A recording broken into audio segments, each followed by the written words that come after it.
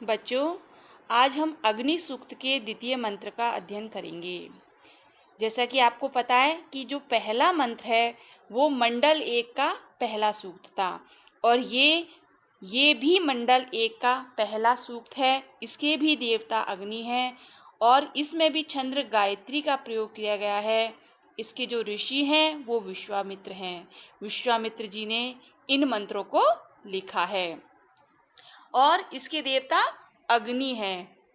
तो पहले श्लोक में हमने पढ़ा था कि यजमान की कामनाओं को पूरा करने वाले, यज्ञ के पुरोहित, दान आदि गुणों से संपन्न, देवताओं के ऋत्विज और होता एवं रत्नों को धारण करने वाले अग्नि देवता की मैं विश्वामित्र स्तुति करता हूँ।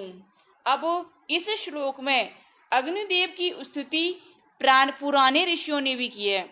जो पुराने ऋषि थे उन्होंने भी अग्निदेव की स्तुति की है तथा नए आजकल के ऋषि भी कर रहे हैं। उन्हें यज्ञ में आने का आग्रह करते हुए यह कहा जा रहा है कि आप अन्य देवों को भी यहाँ पर लाइए और उन सबके साथ में यहाँ पर आइए। तो यहाँ पे देखो, पहले अग्नि पूर्वेभिर ऋषिभिर ईडयो नूतनैरुत से देवाम एहे बक्षति।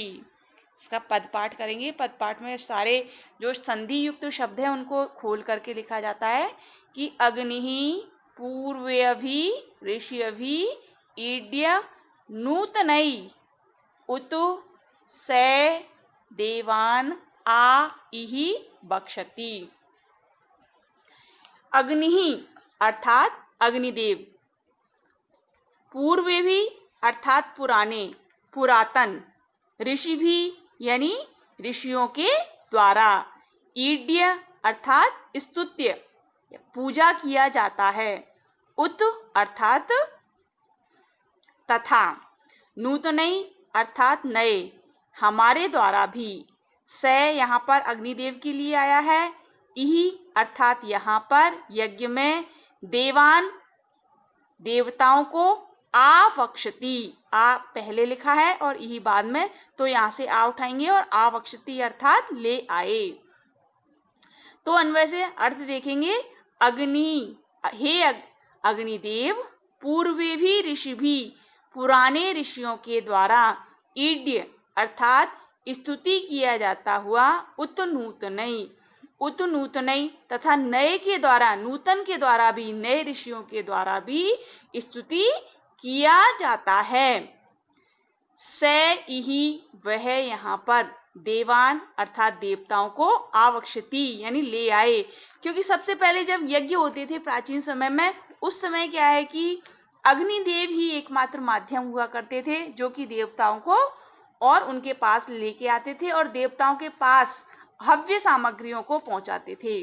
तो यहाँ पर उससे कहा गया है कि पुराने समय से तुम्हारी पूजा होती आ रही है, तो जो पुराने जो ऋषि हैं उन्होंने भी तुम्हारी पूजा की है और जो नए देवता हैं, नए ऋषि हैं, वो भी तुम्हारी पूजा अर्चना करते हैं। तो आप हमें देवताओं के संग आप हमारे यज्ञ में पधारिए, यहाँ पर आइए।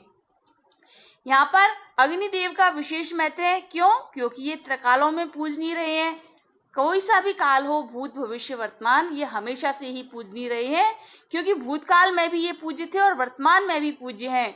इसी सिद्धांत के अनुसार भविष्य में भी इनका महत्व क्षीण नहीं होगा।